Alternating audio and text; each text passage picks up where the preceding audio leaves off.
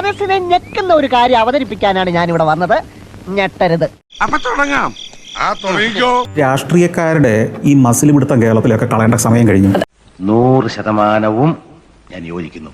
അതായത് സൈക്കിൾ ചവിട്ടി പോകുന്ന പ്രസിഡന്റിനെ കണ്ടിട്ടുണ്ട് ഞാൻ. സൈക്കിൾ ചവിട്ടി പോകുന്ന പ്രസിഡന്റ് സ്കാൻഡിനേവിയൻ രാജ്യങ്ങളിൽ ചെന്ന് കഴിഞ്ഞാൽ നിങ്ങൾ കാണും, ഹായ് എന്നാ ഉണ്ട് എന്നൊക്കെ ചോദിച്ചിട്ട് പുറത്ത് തട്ടിയിട്ട് അങ്ങ് പോകും പുള്ളി. ഇനി നീ എങ്ങാനും അത് ഇത്തിരി കഴിയുമ്പോൾ നമ്മൾ ചോദിക്കണം ഏത് പ്രസിഡന്റാണ് നമ്മുടെ എന്ന് പറയുന്നത്. ഇത്രയേ ഉള്ളൂ ലോകത്തെല്ലായിടത്തും. സൈക്കിൾ ചവിട്ടി പോകുന്ന പ്രസിഡന്റിനെ കണ്ടിട്ടുണ്ട് ഞാൻ.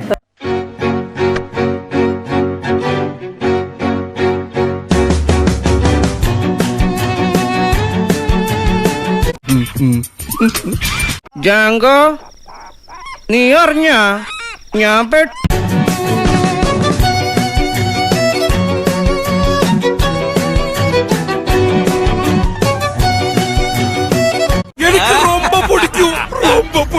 കണ്ണീര് തുടച്ചിട്ട് പറ, കുറച്ചുകൂടി വിശ്വസിക്കാൻ തോന്നുന്നല്ലേ.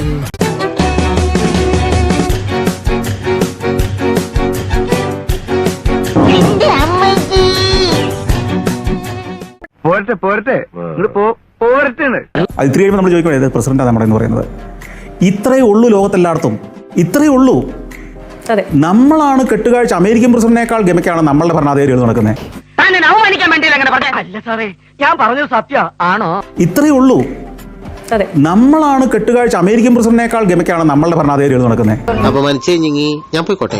അപമാനത്തിന് തന്നെ അപമാനമാണ് നീ. അമേരിക്കൻ പ്രസിഡന്റ് അങ്ങനെ നടക്കുന്നതിന്റെ കാരണമുണ്ട് അയാളെ എപ്പോഴും തട്ടാൻ ആൾക്കാർ ചുറ്റും നടക്കുക. അമേരിക്കൻ പ്രസിഡന്റ് അങ്ങനെ നടക്കുന്നതിന്റെ കാരണമുണ്ട് അയാളെ എപ്പോഴും തട്ടാൻ ആൾക്കാർ ചുറ്റും നടക്കുക. ഇവിടെ ഒരുത്തിനും വേണ്ടാത്തവരും ഇങ്ങനെ നടക്കുകയാണ്. ശരിയല്ലേ? എന്താ ഉറക്കം വരുന്നു. ഇവിടെ ഒരുത്തിനും വേണ്ടാത്തവരും ഇങ്ങനെ നടക്കുകയാണ്. ഇനി ബാക്കിത്തെ ഞാൻ പറയണോ? ഏതാണ്ട് എലിക്കണിയിൽ സുന വെട്ടതുപോലെ സുനോട്ട് എടുക്കാനും പറ്റില്ല, കെണി ചുമന്നുകൊണ്ട് നടക്കുകയും ചെയ്യണം. എന്നാ ഞങ്ങൾ അങ്ങ് ഇറങ്ങട്ടെ. ആയിക്കോട്ടെ, സന്തോഷായി. ഞാൻ പോകുന്നു. Bye bye.